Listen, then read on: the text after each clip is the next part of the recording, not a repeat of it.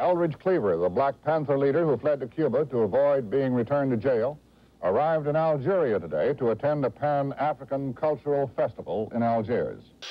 FBI Director J. Edgar Hoover today asserted that of the black extremist groups, the Black Panthers represent the greatest internal threat to the nation. In his report for fiscal year 1969, Hoover said the Panthers have perpetrated numerous assaults on police and have engaged in violent confrontations throughout the country. You might murder a freedom fighter like Bobby Hutton, but you can't murder freedom fighting, and if you do, you come up with answers that don't answer, explanations that don't explain, you come up with conclusions that don't conclude. Fred Hampton, who, by the way, I would look at as one of the true leaders of the Panthers. Extraordinarily talented. 21 years old. Articulate. Watch some of his films, hear him speak. Here was a dangerous man. He could persuade people that there was injustice, that the United States ought to be changed. Black people need some peace. White people need some peace. And we are going to have to fight. We're going to have to struggle. We're going to have to struggle relentlessly to bring about some peace, because the people that we're asking for peace, they're a bunch of megalomaniac warmongers, and they don't even understand what peace means. He was the heart and soul of the Chicago chapter of the Black Panther Party. And just an awesome motivator. We hate the oppressor, whether he be white, black, brown, or yellow. And he began to forge coalitions between various street gangs or youth organizations in Chicago. And by doing that, and by being a charismatic leader and being one who could mobilize the people, particularly the youth, he became noticed by the federal government. We might not be back. I might be in jail. I might be anywhere. But when I leave, you can remember I said with the last words on my lips that I am a revolutionary. And you're going to have to keep on saying that. The FBI never personally killed any Panthers. They always had local police departments do their dirty work. And they began to devise a scheme that culminated in his assassination while he was asleep, drugged by his security officer, who was also a police informant. City police in Chicago murdered Fred Hampton.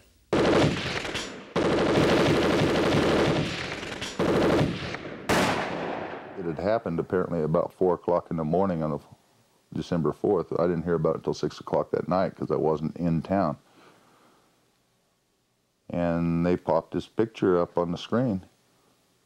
Actually 2 pictures, one of Fred Hampton and one of Mark Clark. And I was just stunned. I was just staring at the screen, and I realized I was crying.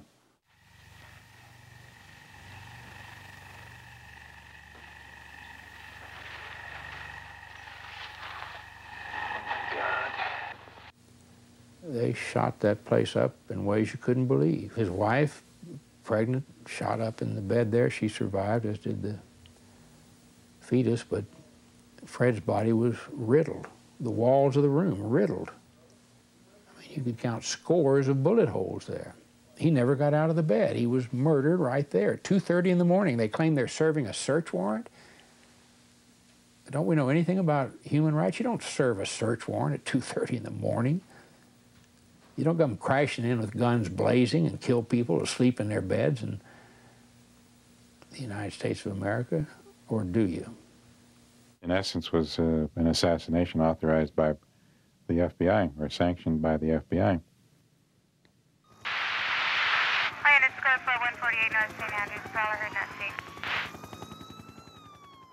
The criminal conspiracy unit of LAPD, their mission in life was to investigate extremist groups, primarily the Black Panthers. And the FBI had a special unit called the S2 unit. They euphemistically called it their racial squad. Their focus was on the Black Panther Party. So the FBI's racial squad and the LAPD's criminal conspiracy section worked literally hand in hand in bringing down the LA Black Panther Party and its leadership, Pratt in particular. When Bunchy Carter and John Huggins had been assassinated, Pratt became the leader of the Panthers, and now the FBI had to get rid of Pratt. Geronimo Pratt was a Vietnam veteran. He'd been a paratrooper and won many medals in Vietnam, including a Purple Heart. He trained all the Panthers in Los Angeles on how to defend the office against attack. He was the defense minister. So he was clearly somebody that the FBI was out to neutralize. December 8, 1969, Los Angeles, Special Weapons and Tactics. Criminal Conspiracy Section, LAPD, FBI.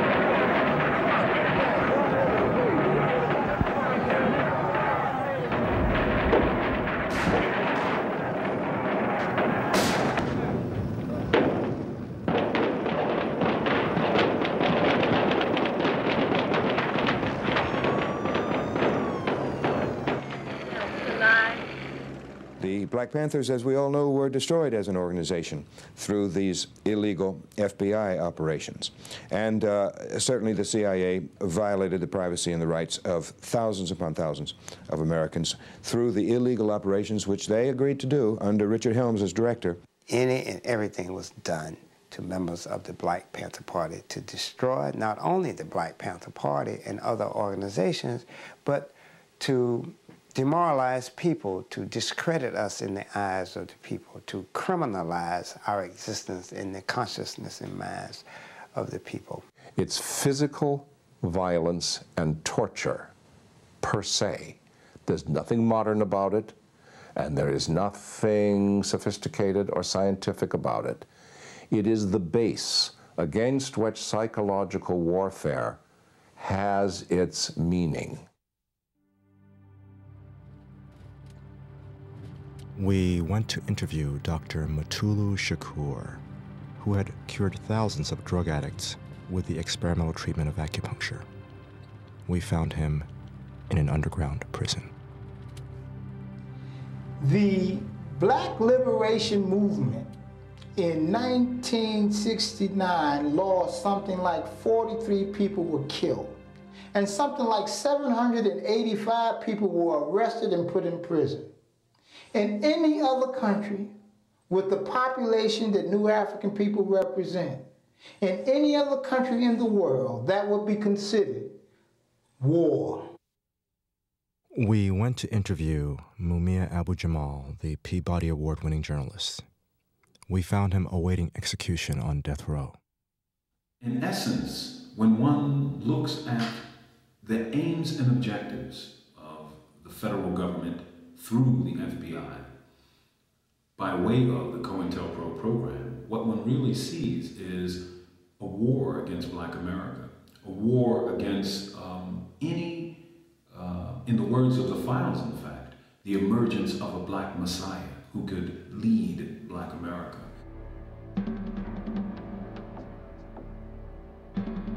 In 1970, there were tremendous trials.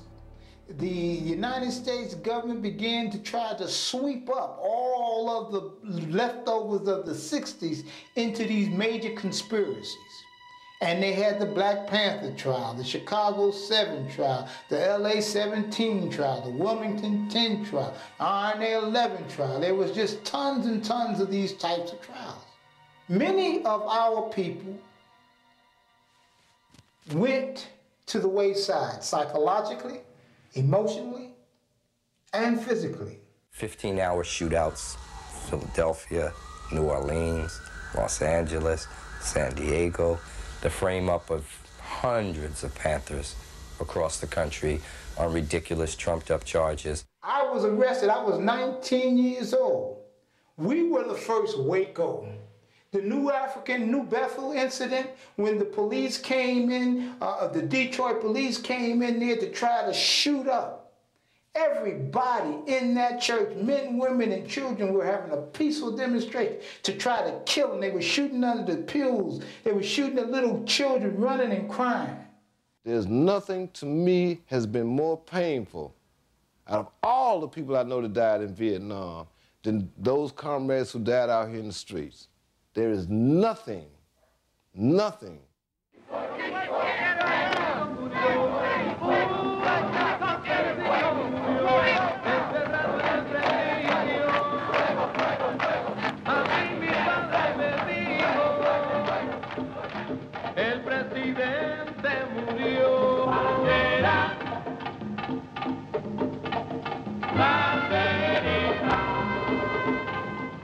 In 1970, my good friend Julio Rodin of the Young Lords Party was killed in the New York prison called the Tombs.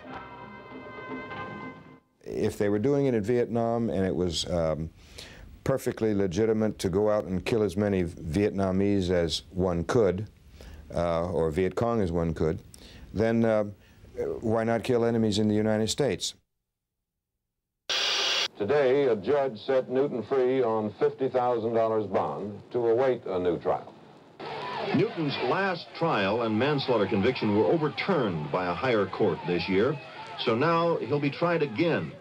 And in the meantime, he is out on bail. He is back on the street. Before Newton got out of prison, the founder of the Black Panther Party sat and talked about his plans for the Panthers now. I plan to go on with our expansion, and also to make even a stronger tie with the struggling people of the world, because they represent 2/3 of the people.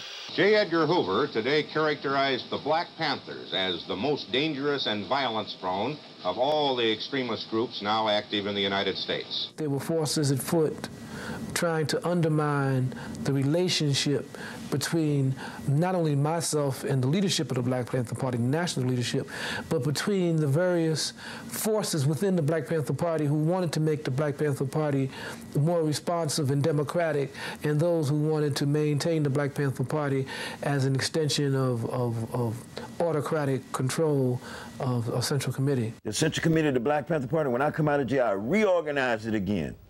Huey and them was actually opposed to this. I says, no, we have to have a broader Central Committee. Because when I come out of jail, Huey was sitting there with him and David, he went to jail, and Elaine Brown and a couple of other people and said, this is our Central Committee. And I says, Huey, this whole supreme commander crap has got to go. And these are the private conversations I had with Huey, you know. So my point becomes, he was trying to absolutize himself. We had felt that all the contradictions that was happening between David Hilliard and all the other people in the party, and the central leadership and the breakdown in centralism and all of that, would be resolved when Huey came home. When Huey came out, Geronimo remained a member of the Central Committee. For whatever reason, Huey, after he got out of jail, he wanted to have the total control of the party, but the way the party was set up with the Central Committee, that was impossible.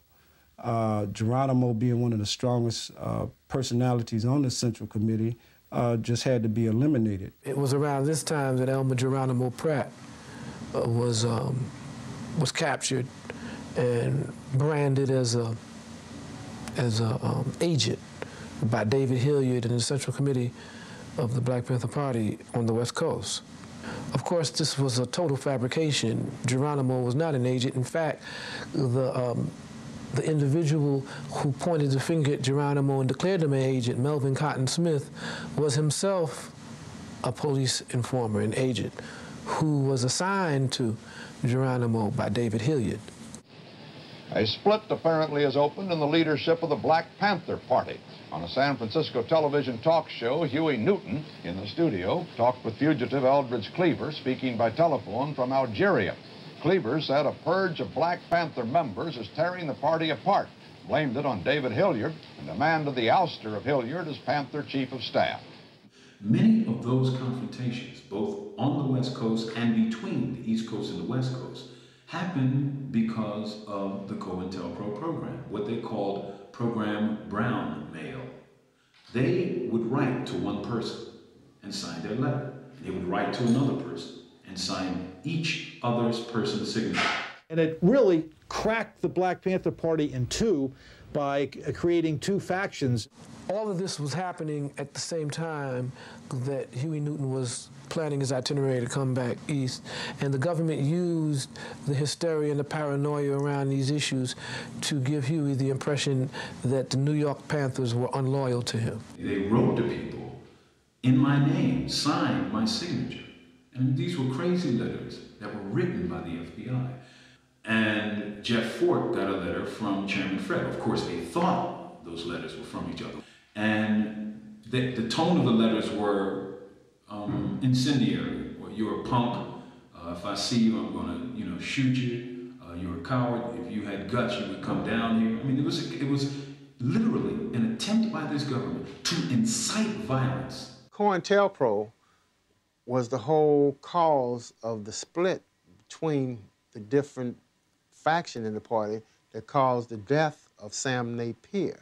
In terms of the actual physical integrity and well-being of the Panther, Sam Napier might have been the most important person. The newspaper was the most important entity and tool, an institution that the Panthers had. And he was in charge of the paper. The loss of Sam Napier wasn't just the loss of a person who was a paper salesman. It was like a spirit in the party, a strong, positive spirit that permeated the whole party. You lost like a friend, a brother. Robert Webb was the ranking Panther in the entire East Coast. He had the rank of Field Marshal, which was a Central Committee position. It was an underground secret rank. The police knew who these people were. The police knew that they had orchestrated this conflict. And they gloated over it in their documents when they said that they could take credit for the murder, for Robert Webb's murder, and that they can take credit for the irreconcilable differences in splitting the Black Panther Party. When Huey Newton came to the Northeast, we in New York were responsible for his security. The government knew this. Through their agents and through the mail, they sent threats, death threats to Huey Newton, purportedly coming from us on the East Coast, saying that, we were faithful to Eldridge Cleaver and that when Huey came back east, we were going to kill him. And it was up at Yale University that Huey Newton sort of like got extremely paranoid. I was told that I was suspended from the Black Panther Party for threatening his life. So life is very tough, and a funny thing happened to all of us on the way to the grave. Huh? Huey, David sent me underground with Geronimo, but with no intentions of us being successful, but with the intentions of us eventually being killed. I think their plan was that we would be killed by the police. We would then become martyrs. They would be able to raise us as martyrs and go on with their own program. I followed orders, did what I was supposed to. Geronimo followed orders, did what he was supposed to. And then we end up being in the middle of the split between the Black Panther Party, and they use that as a reason to expel us and to break with Eldridge. And at the same time that this was going on, the Panther 21 in prison were contemplating writing an open letter criticizing the leadership of the Black Panther Party around various issues. There was only two things that could happen, that we could either spend the rest of, go to prison or the cemetery.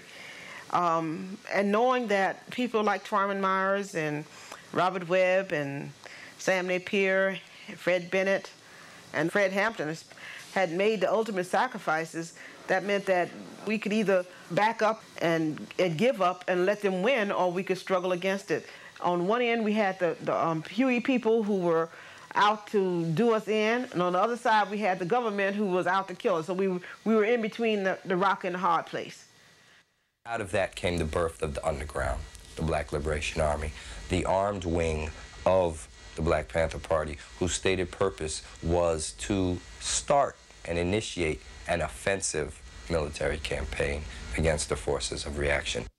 BLA came into being when those who did political work above ground, when they were more or less from the repressive forces, was forced underground because of their political work in the community. Then they became part of BLA. So basically it was taking the war to the enemy instead of waiting the enemy to bring the war to you. And that's what the Black Liberation Army was about.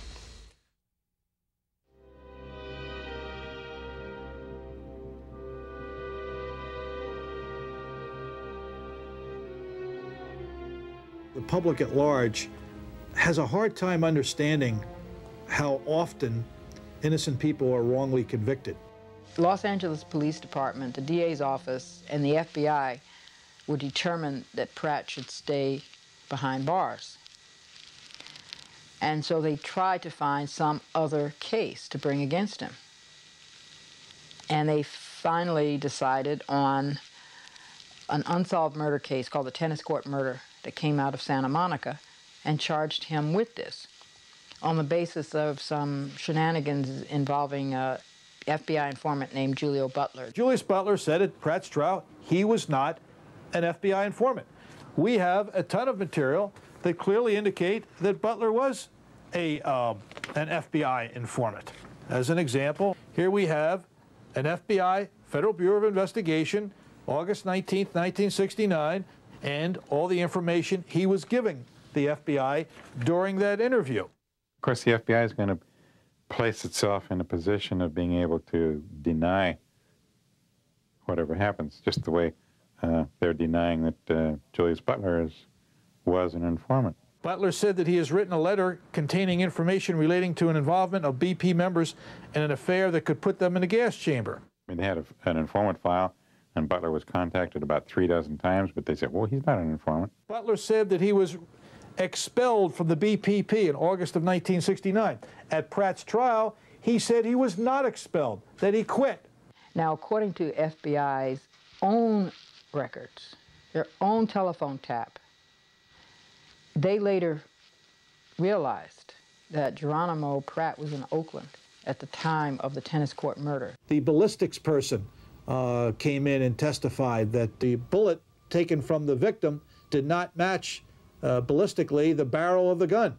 Well, the way they got around that was they had Julius Butler, as part of his confession, tell the jury that not only did Pratt confess the crime to me, that he did it, but he also told me that he threw the barrel of the gun away. So that took care of that.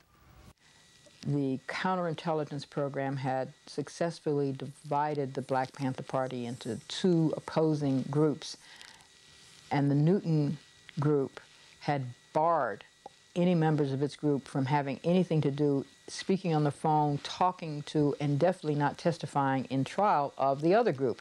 Geronimo Pratt had been expelled. He was in the other group. And so almost all the people who had attended these staff meetings in which he was present, in which I was present, were unable, upon pain of being expelled from the Panther Party, to testify. This murder, in Geronimo's case, clearly was not Geronimo. Then those government agents need to be brought to justice. And that's the responsibility of people in this country at this point in time.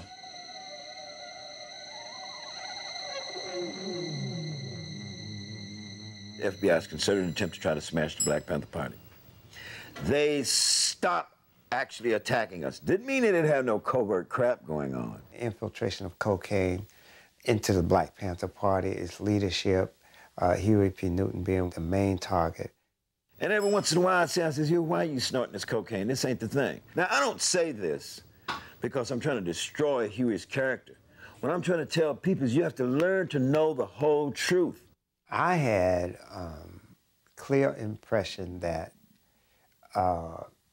chemical warfare would be utilized against the Black Panther Party. We had taken a position in our rules against anyone shooting heroin and narcotics found would be immediately dismissed from the Black Panther Party because we essentially were anti-drug in our operations. I'd say in my analysis and reflection and research that there were mind control operations run against the Black Panther Party, as well as a lot of other operations, psychological warfare programs.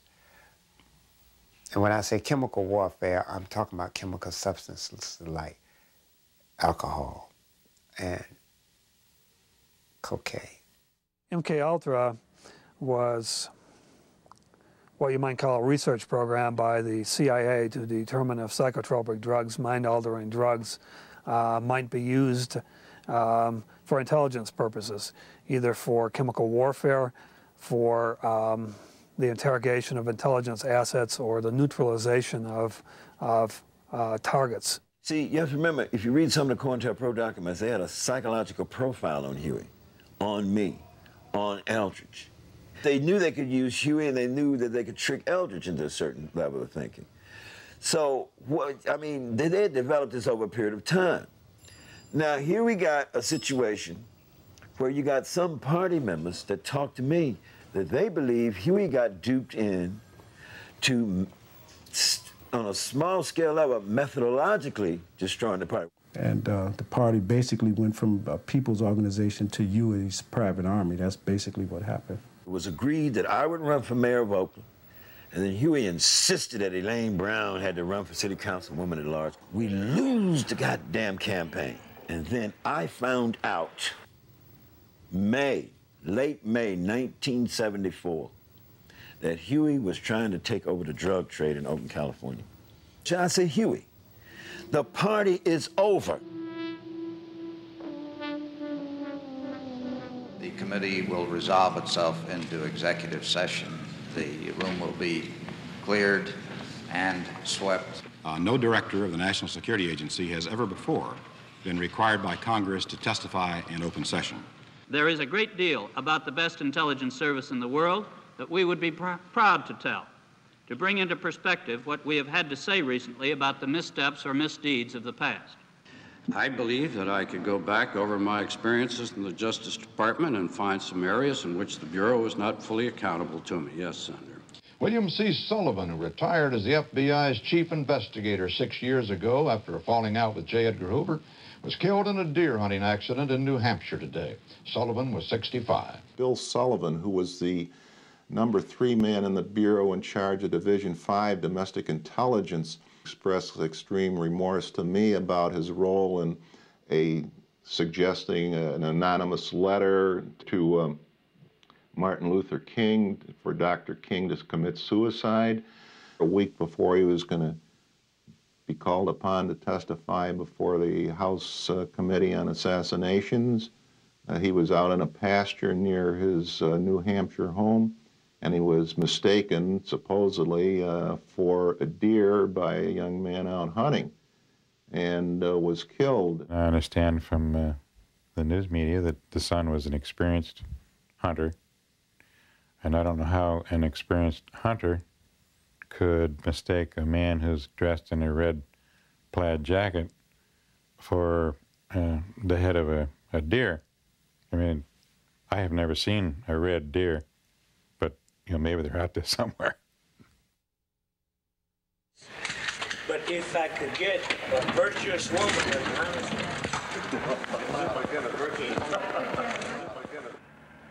Who's the boss?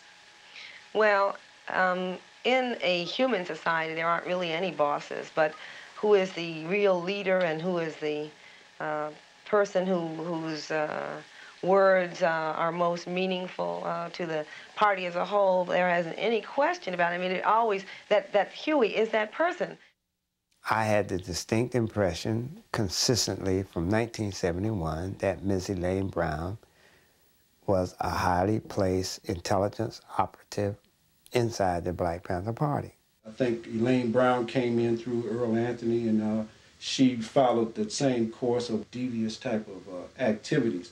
So I'm saying all this to say that they got involved with people and caused a lot of problems, but we was aware of it. We just wasn't aware of the extent that the LAPD, the federal government with its COINTEL, the CIA, FBI, we wasn't aware of to the extent that these people were involved. She acknowledges in her own words, in her book, Taste of Power, that in fact she had been educated, groomed, taught at the hands of a longtime Central Intelligence Agency operative, J. Richard Kennedy, who anyone can find out about in David Garrow's book, The FBI and Dr. Martin Luther King.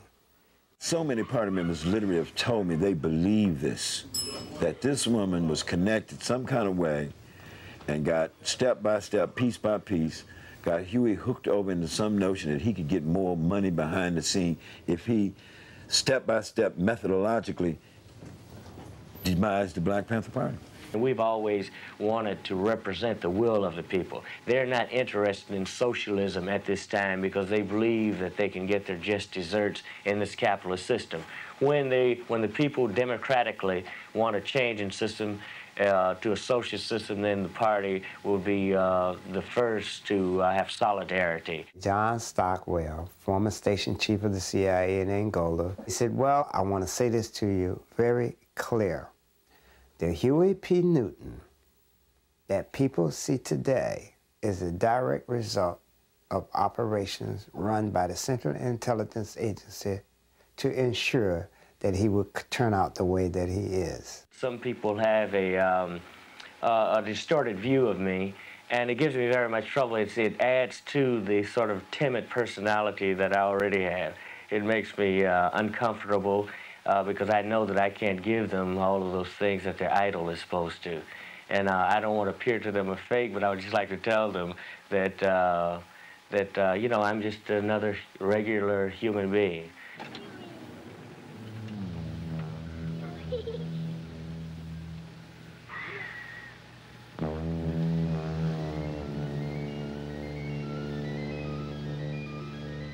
Huey P. Newton was never the same.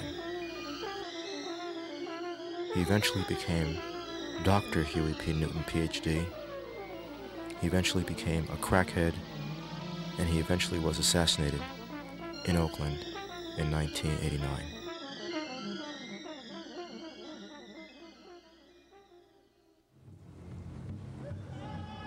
In the course of our journey, we discovered that certain individuals involved in the demise of the Black Panther Party were also the same individuals who were involved in the demise of the American Indian movement.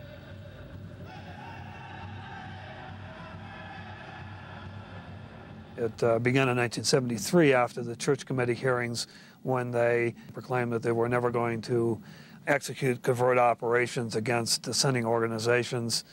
Yet, at the very time they were conducting such an operation against the American Indian movement, a program directed towards the American Indian movement very similar to the program directed against the Black Panther Party. The same bag of tricks in each case. You have a very concerted disinformation campaign. You have the insertion of infiltrators and the development of informants.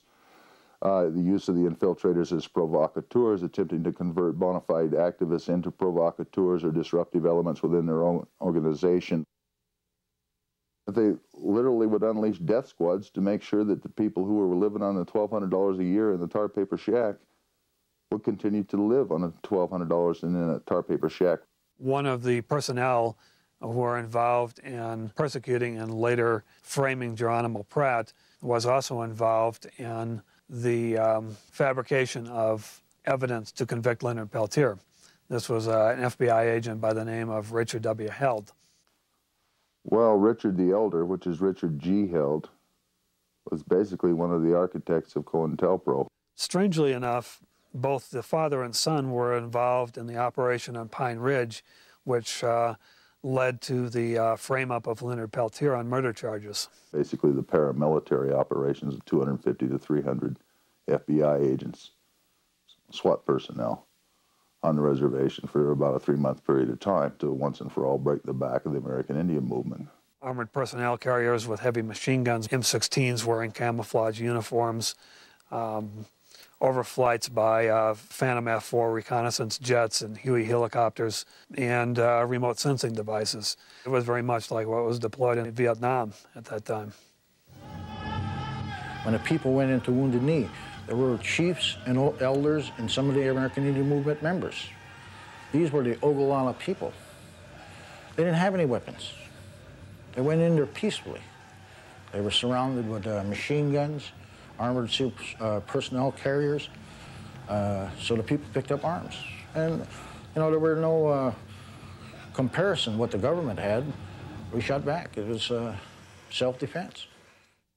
The government spent nearly $1 billion in the military operation on Pine Ridge. And that's $1 billion in 1975 or 1973 dollars. That's probably more than all the money invested in social programs on that reservation from 1870 onward.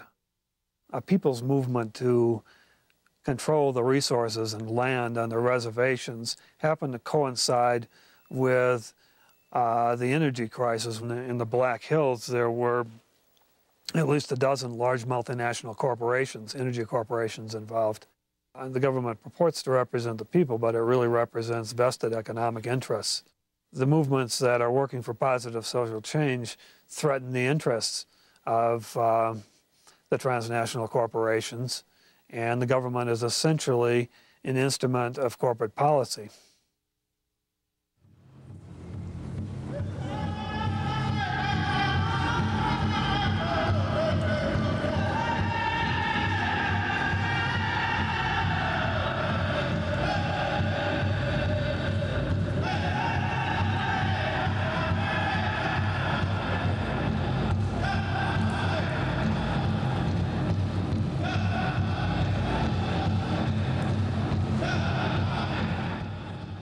Leonard Peltier, leader of AIM, the American Indian Movement, had been in jail for 20 years.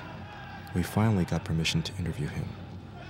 3 days after we saw him at Leavenworth, he was moved. No one knew where to.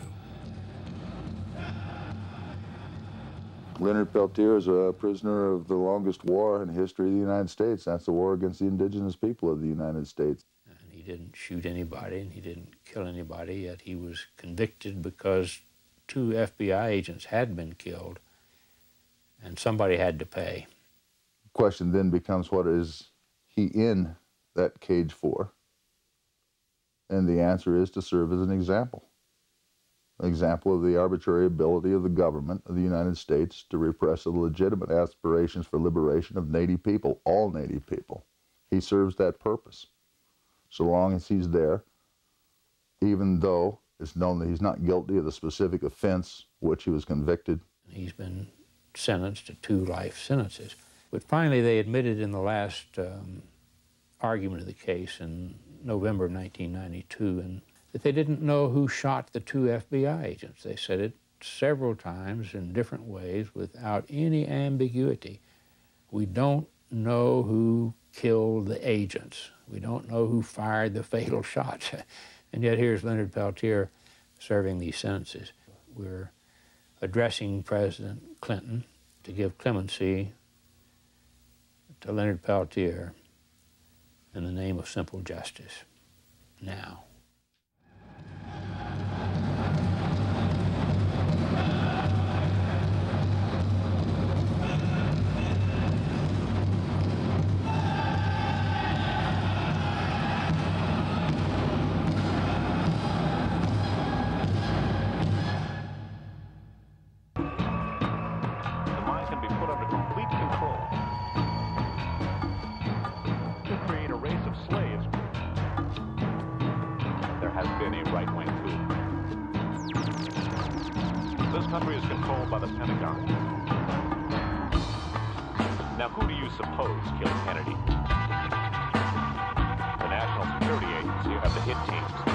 The United States Army, of course, has its contingency plans for putting down civil disturbance in the United States. They had these programs in the 1960s called Cable Splicer and Garden Plot for entering onto the scene in the event of civil disturbance in the United States. These activities continued on into the 1980s, but the main agency that became involved on the civilian side was FEMA, the Federal Emergency Management Agency. The FEMA has created a great deal of paranoia, probably for very good reason. Their whole reason for existence is to take control and keep things going in time of a crisis of, earthquake or military crisis.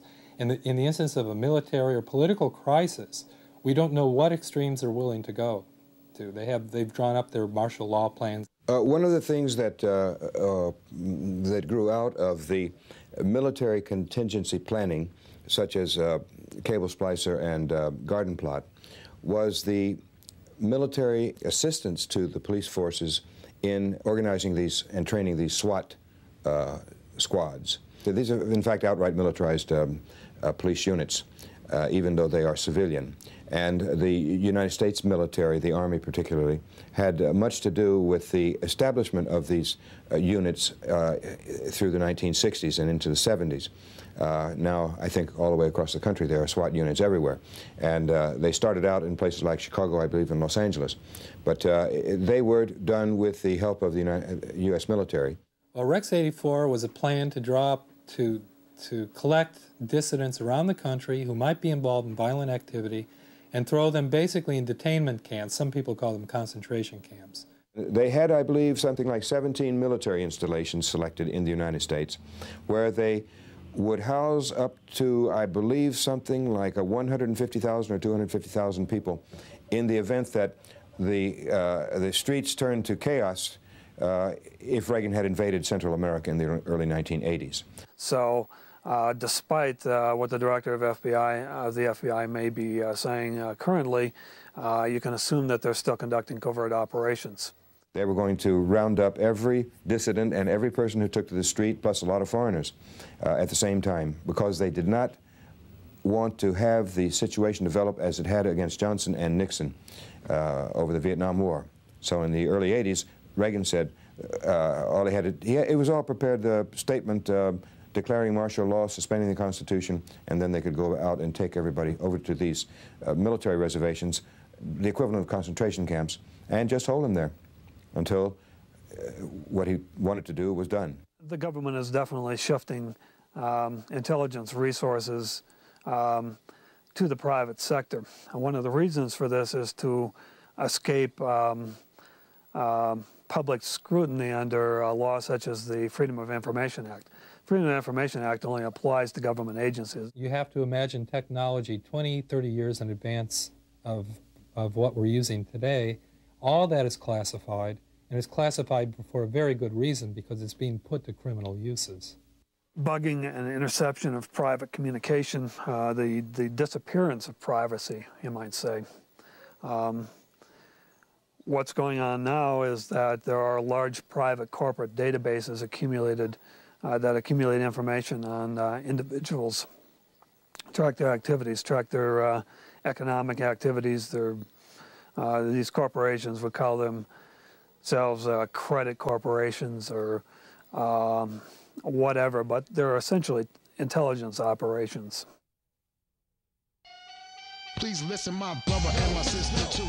Although these lines may not apply to you, we need less illing, less killing, more chilling. We can reach the pinnacle if our mind is willing. Less drinking, more thinking. What the hell is shocking? Our minds, body, spirits, and our bodies is shocking. I mean to suggest, get the hell is rest, and we can live a little better. I do profess to see the stogie leads to the bottle to the joint. It's a domino effect if you get my point.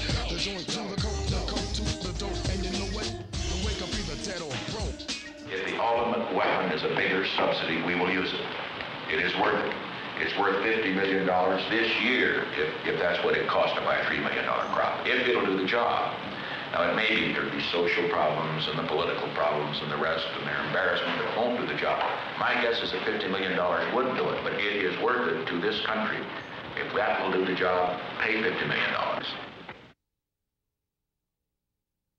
How it is that the United States, with all its military services, the Coast Guard, the CIA, the FBI, the DEA, and cooperating agencies, including local police departments, how they are not able to suppress the drug trade in the United States, how they cannot seal the borders and stop these shipments coming in, and then the whole distribution system. The nature of the drug use and availability of drugs began to change as the Vietnam War went bad.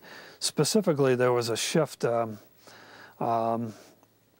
from the availability of relatively innocuous drugs like marijuana and hashish on the street to those drugs becoming relatively scarce due to federal drug programs, and they're appearing instead a large quantity of a very pure, very cheap heroin. DEA, FBI, CIA, military, they're all into this international narcotics trafficking. So it doesn't mean that any particular target is only the area of one intelligence agency, because there are all kinds of interagency working groups in which they coordinate their activities directed toward a single target. The drug trade always supports the government's internal political agenda. It has never not supported the government's internal political agenda. For an example, the phenomena that we saw with the Nicaraguan situation, which we call the Iran-Contra affair, Iran had less to do with the Iran-Contra affair, in our opinion, than Colombia, because it was the Colombian drug pushers which opened up avenues for finance that the United States government could not get legally from the Congress. Some of the Hmong tribespeople were involved in the production of poppies, and under the CIA, that production greatly increased, and the revenues from the sale of those drugs, which were flown out by CIA proprietary airlines, were used to further finance covert operations by the CIA. So what the United States government did was to get the ready cash through Elliott Abrams that allowed drugs, cocaine, to come into these poor communities all over the country as a means to then serve the secondary agenda, which is to sedate and control and criminalize as many of those black and Latin people that they can. One of the effects is to take totally out of the political picture a whole generation or two of young black males who either get involved in the drug trade and end up in prison, or who get involved in consumption and do not get involved in politics. It's the state that builds the archipelago of prisons. It's the state that invents a rhetoric of 3 strikes and you're out. It's the state that invents a vocabulary that is soaked in crime, which is meant to describe the lives of young people, adolescents, basically.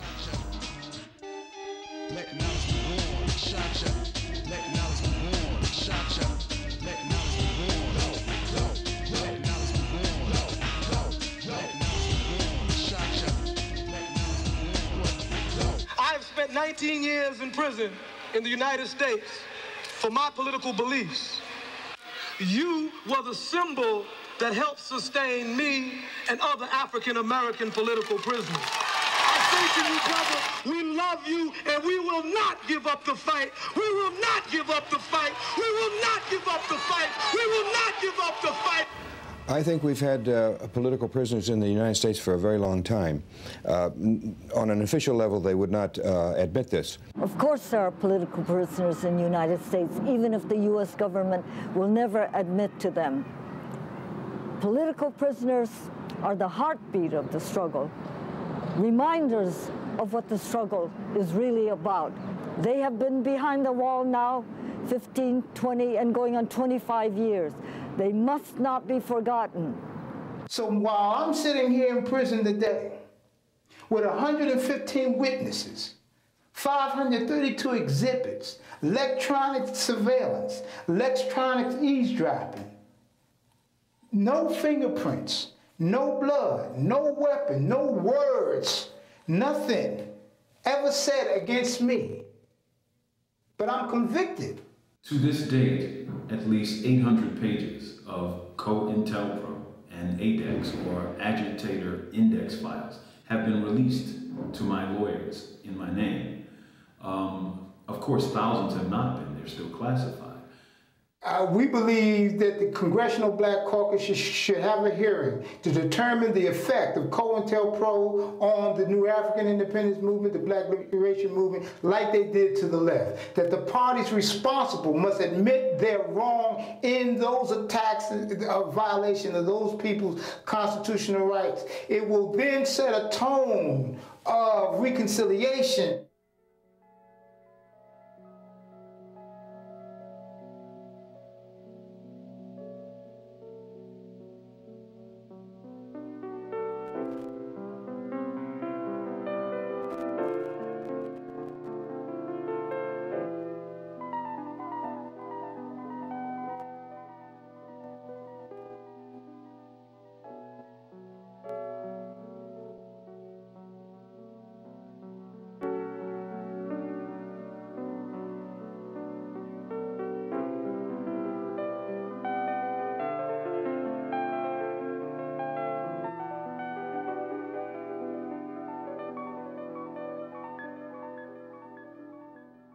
A single stone or a grain of sand, as we are each individuals, if we change ourselves, if we do one small thing, it's much better than people trying to do big things and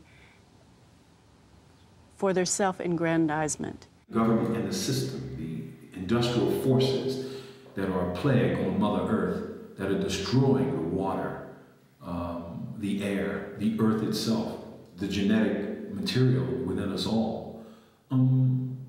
It it isn't just destroying it for people in Africa or people in Southeast Asia or people in Latin America. It's destroying it for every being on earth. And I mean every being. I don't mean every man, woman, and child. I mean every living entity. All through history, no matter how much power has surged through totalitarian, through empires, rulers, and conquerors, whether they be governments or individuals as dictators or despots or tyrants, history has always shown that the human spirit will always prevail. We do not exist as individuals. All of us have a mother and a father. So we come from a collectivity of these two beings. We cannot ignore that and say, well, I am. There is no I am. There is only we are.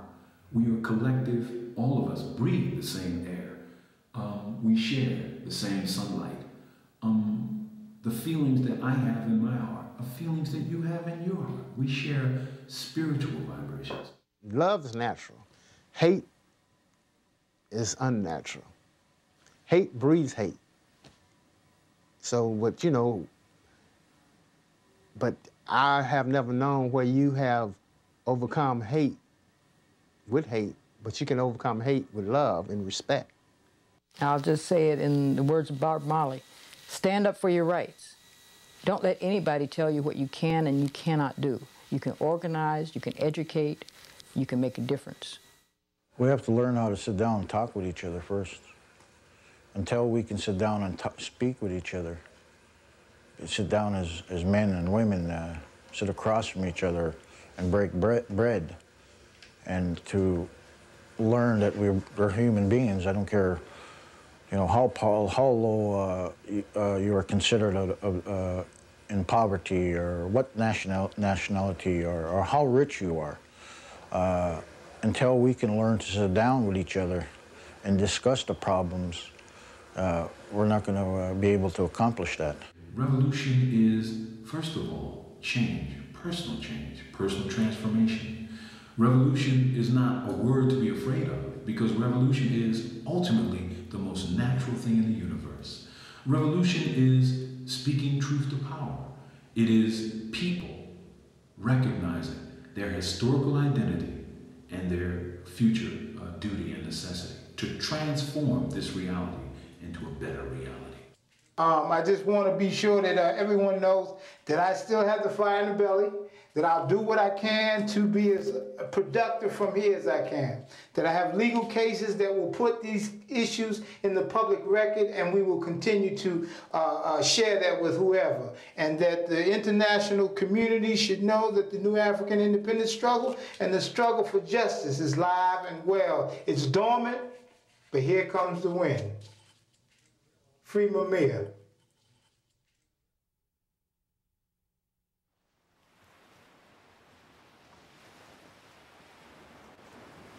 At the end of this journey, let us look inside our hearts with forgiveness, remembering not only the past and all those whose lives were sacrificed to violence, but let us also examine how we are going to survive together as humanity into the future, with peace and justice for all.